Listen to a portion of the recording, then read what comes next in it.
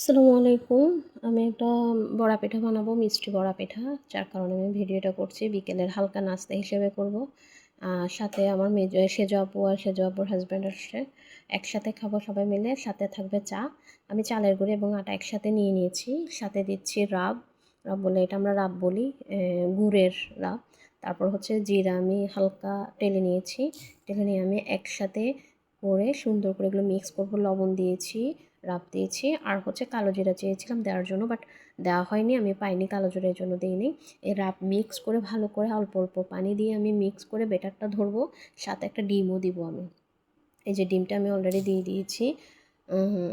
দিয়ে দেওয়ার পরে আমি হালকা হালকা করে বেটারটা সুন্দর করে ধরে ফেলবো, কারণ হচ্ছে যত আমি বেটারটা স্মুথভাবে ধরবো, ভালোভাবে ধরবো, কোনো যেন দলা না হয়।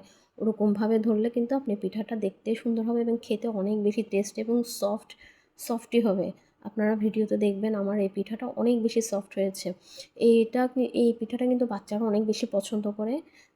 কেউ কারো যদি বাচ্চা স্কুলে পড়ে থাকে তো সেক্ষেত্রে আপনারা টিফিন হিসাবে দিতে পারেন, বা বিকেলের নাস্তা হিসাবে সবার সঙ্গে আড্ডার মতো করে খেতে পারেন চাইলে। আমি খুবই নর্মালভাবে বানিয়েছি পিঠাটা। এই যে আমি অলরেডি চুলায় দিয়ে দিয়েছি, সাথে আমার মাও আছে। এই যে আমি একটা চামচের মধ্যে, গোল আকার একটা চামচের মধ্যে নিয়ে তেলের মধ্যে, ডুবো তেলের মধ্যে দিয়েছি। একটু হালকা আঁচের মধ্যে ডুবো তেলে দিবেন।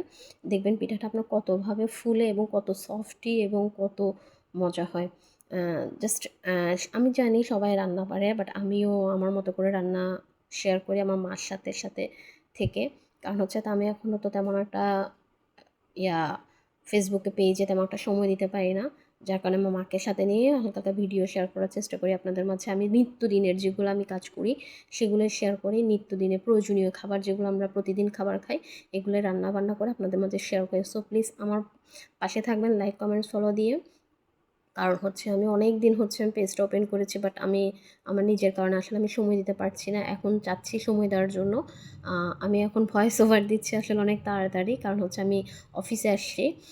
ভয়েস ওভারটা দিচ্ছি, আসলে কেউ আসে না, যার কারণে আমি ওভারটা দিয়ে দিচ্ছি। এই যে আমার পিঠা বানানো শেষ, দেখুন কত সুন্দর লাগছে, কত লোভনীয় এবং সুন্দর লাগছে। এই যে দেখুন আমি হাত দিয়ে দেখছি কত সফটি হয়েছে পিঠাটা। ওয়াও, এত মজা হয়েছে। বিশেষ করে আমাদের বাচ্চারা বেশি পছন্দ করেছে, বড়রাও পছন্দ করেছে, সাথে তো আমিও খেয়েছি। তো আপনাদের দাওয়াত রইলো বিকেলের নাস্তা হিসেবে, আপনারা চাইলে এভাবে খেতে পারেন বানিয়ে। আল্লাহ হাফেজ।